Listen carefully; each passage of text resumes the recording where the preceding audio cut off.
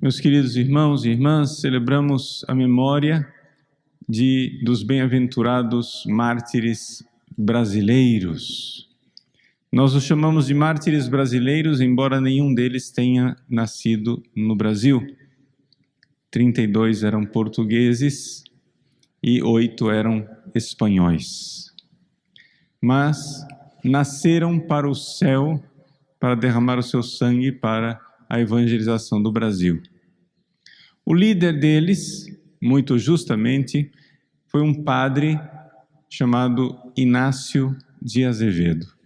Inácio de Azevedo era português. Nascido em Portugal, ele era filho ilegítimo e por uma série de circunstâncias familiares terminou que ele foi reconhecido como filho e herdou a herança do seu pai.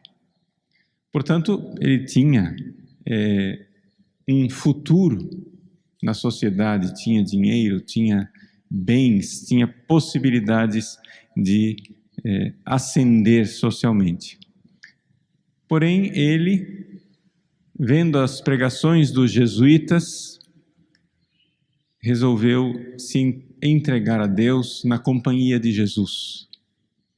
E então, depois de ter recebido a formação, de ter sido diretor de vários colégios em Portugal, ele finalmente, quando morreu o primeiro sucessor de Santo Inácio e veio São Francisco de Borja como sucessor, recebeu a permissão de São Francisco de Borja de partir em missão para o Brasil.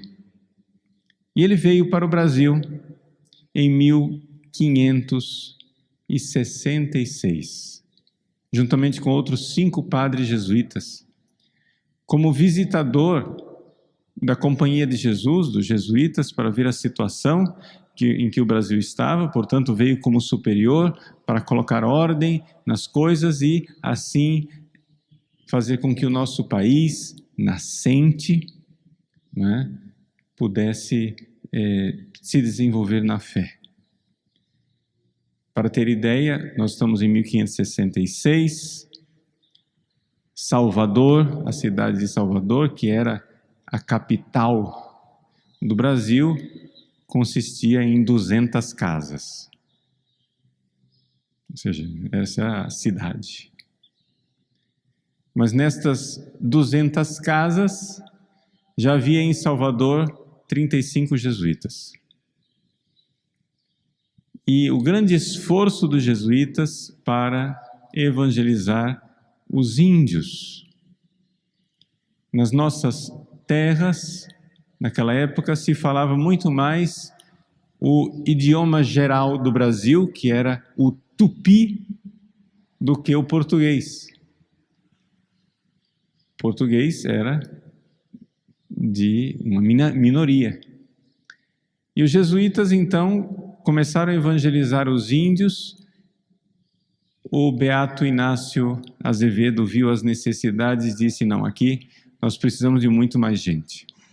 Muito mais gente não só para evangelizar, mas também precisamos de irmãos jesuítas, coadjutores, que sejam mestres de obras, que saibam construir os colégios, que saibam também, sejam mestres nas artes, de entalhar madeira, etc., porque afinal das contas é necessário construir as coisas para nós fazermos evangelização. Então ele voltou para a Europa, recebeu a permissão de São Francisco de Borja de passar nos colégios para entusiasmar os jovens e convencê-los a vir para o Brasil para evangelizar. Ele conseguiu ao todo 70 religiosos. Foi a maior expedição destinada a terras estrangeiras feita pelos jesuítas até então. Isso foi um grande feito, uma grande obra do bem-aventurado Inácio de Azevedo. Ele que foi conseguindo cada um desses missionários para virem para as nossas terras, para evangelizar o Brasil. Tudo isso ele fez por amor a nós. Por amor a nós, para nos levar para o céu, meus irmãos. E ele foi e convenceu e foi atrás do rei de Portugal, pediu ao rei que ajudasse a custear a travessia, a missão, a viagem dos jesuítas. Juntou as pessoas, preparou durante 5 meses, esses jesuítas ficaram se preparando, não somente espiritualmente, mas também fisicamente, para a travessia. Partiu a expedição para o Brasil, juntamente com o novo governador do Brasil, que iria substituir Mendes Sá. O próprio Beato Inácio já estivera no Brasil com Mendes Sá, também partiu em expedição para ajudar a invasão dos franceses calvinistas que tentaram invadir o Rio de Janeiro numa batalha com Estácio de Sá, e batalha essa que foi assistida especialmente por um milagre do céu, com a ajuda de São Sebastião. Por isso o Rio de Janeiro se chama São Sebastião do Rio de Janeiro. Um milagre de São Sebastião que venceu a batalha dos portugueses católicos contra os protestantes no Rio de Janeiro. Pois bem, Santo Inácio, que já estivera envolvido nessas realidades, o Beato Inácio iria finalmente perecer debaixo dos golpes desses mesmos franceses calvinistas, protestantes, que em ódio à fé o mataram. Mas então, a expedição partiu de Portugal, junto com o novo governador para o Brasil, mas a nau na qual se encontrava Inácio de Azevedo, junto com 39 dos seus 70 companheiros, partiu na frente. Chegados na Ilha da Madeira, a nau Santiago, o capitão Vasconcelos quis ir na frente porque ele tinha mercadoria para descarregar, né, nas Ilhas Canárias. Acontece que nas Ilhas Canárias o mar estava coalhado de corsários, ou seja, de piratas franceses, e um destes corsários era um fanático protestante, huguenote, se chamavam esses calvinistas franceses, né? Jacques Soria. A pobre nau Santiago, que era de comércio e não de guerra, foi logo abordada por estas naves dos corsários. Depois de aborroada, os corsários entraram quando viram aqueles jesuítas de batina. O fanático protestante disse: vamos matá-los todos, porque eles irão propagar o papismo. Só digo isso para ficar claro que a tripulação do navio era maior. Eles não mataram a todos. Não foi simplesmente uma coisa que os piratas abordaram o navio querendo roubar e para pegar a mercadoria matou todo mundo e todo mundo morreu por acaso. Não. A tripulação do navio foi poupada. Claro que alguns da tripulação morreram porque combateram, não é? Eles tentaram resistir àquele assalto.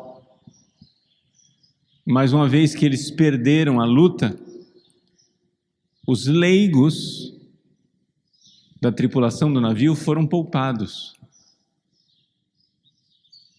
Mas o fanatismo e o ódio ao catolicismo levou com que todos os jesuítas fossem mortos. O bem-aventurado Inácio de Azevedo juntou o seu pequeno rebanho como pastor no convés, agarrado com a imagem de Nossa Senhora, um ícone que ele tinha recebido especial permissão de fazer uma cópia, o ícone da Salus Populi Romani, Nossa Senhora, a salvadora do povo de Roma. Agarrado com Nossa Senhora como o seu verdadeiro escudo e estandarte, o bem-aventurado Inácio de Azevedo recebeu um golpe na cabeça, um golpe de espada, e com o seu sangue aspergiu, com as esguichos de sangue, aspergiu os seus companheiros, e mesmo atingido assim, disse: meus filhos, resistam, não cedam, não abandonem a fé, nós morremos por amor à Santa Igreja Católica Apostólica Romana. E então, cheio de amor pela Igreja e pela fé, ia exortando os seus companheiros, que na maioria não eram padres, eram ainda seminaristas, jovens, adolescentes de 15, 16 anos de idade. Ele ia exortando a todos que permanecessem firmes na fé. Os corsários foram matando os mais velhos, e quando finalmente chegaram aos mais novos, quiseram convencê-los a abandonar a fé católica, devido à sua fragilidade, devido à sua juventude, à sua mansidão. Fizeram de tudo e durante 1 hora tentaram aterrorizá-los, usando partes dos corpos daqueles que tinham morrido, dizendo que eles deveriam abandonar a Igreja Católica. Eles se mantiveram firmes e firmes até o fim. No final, a maioria, eles foram atados 2 a 2 e, recebendo pancadas, foram jogados no mar. A maioria morreu por afogamento, jogados em alto mar. Inácio de Azevedo, que foi o primeiro a morrer, morreu golpeado pela espada e lançado ao mar, agarrado com o ícone de Nossa Senhora, o qual ninguém conseguia tirar de suas mãos. Estava como que imobilizado com o ícone e agarrado com a Virgem Maria. Ele entregou a sua belíssima alma a Deus. E tudo isso, meus irmãos, por amor ao Brasil, por verdadeiro amor ao Brasil.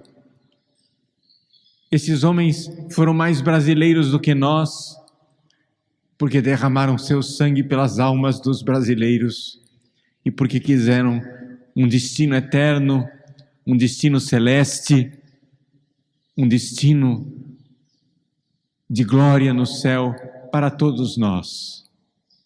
Nós não estaríamos aqui se esses santos mártires não tivessem regado as nossas praias com o seu sangue e fecundado as sementes do Evangelho em nossas terras.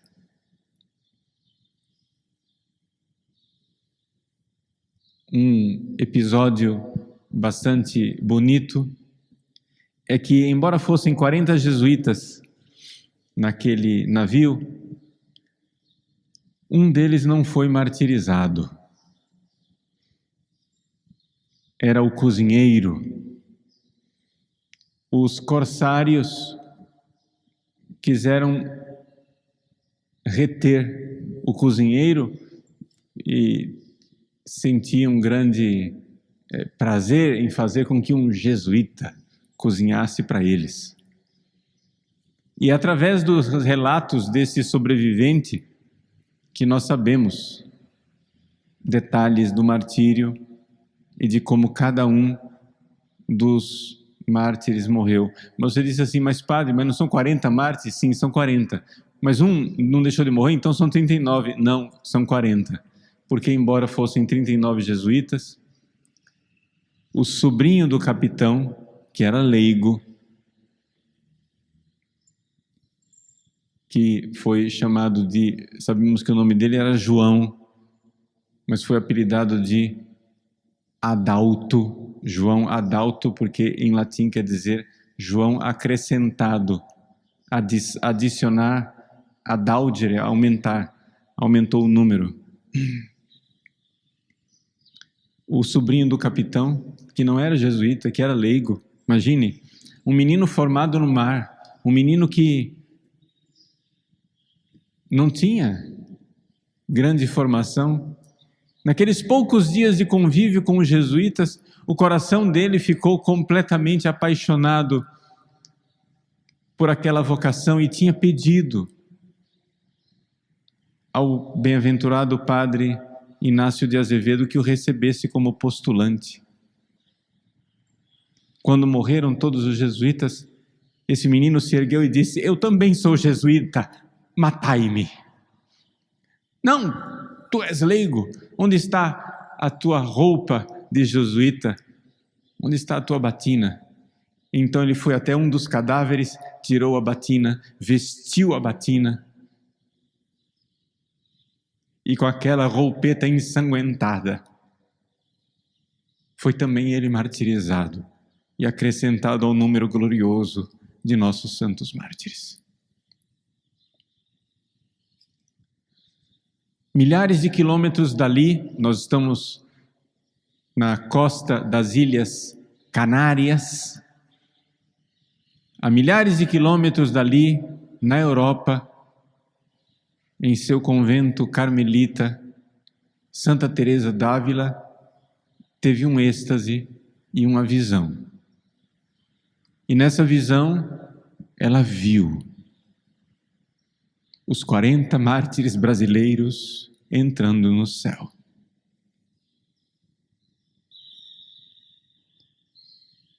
Que alegria saber que a igreja é uma só, um só corpo. E uma irmã carmelita recebe por graça divina a revelação de que jesuítas morrem no mar. Os nossos santos brasileiros. Meus queridos, uma grande gratidão por esse amor divino que veio habitar nos corações humanos. Sim, um missionário só se explica assim. Um amor divino que veio morar num coração humano. E como Cristo, que do céu se rebaixou assumindo a nossa humanidade, também esses missionários deixando pai, mãe, propriedades, casa, futuro, tudo, se lançaram ao mar para vir salvar as nossas almas. Que amor! Um amor que não pode ser humano, um amor que só pode ser divino. A caridade de Cristo nos impele. O amor de Cristo nos impele, sabendo que Ele morreu por nós. Como não dar a vida? Como não evangelizar? Ai de mim, diz São Paulo, se eu não evangelizar. Ve mi se non evangelizavero.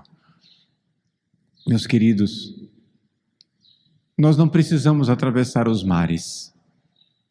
Às vezes o que a gente precisa somente é atravessar o muro da nossa preguiça. O muro de nosso comodismo, de dirigir uma palavra a uma pessoa que pode receber o Evangelho no nosso trabalho, na nossa vizinhança, nos nossos conhecidos. Nós não precisamos atravessar os mares. Só precisamos atravessar e fazer a grande travessia daquela distância imensurável, que é a distância entre um cristão acomodado, preguiçoso, desanimado e triste, para ser um cristão inflamado de amor por Cristo, para levar e atrair todos a Cristo. É esta viagem que precisamos fazer. Esse é o sangue que precisamos derramar.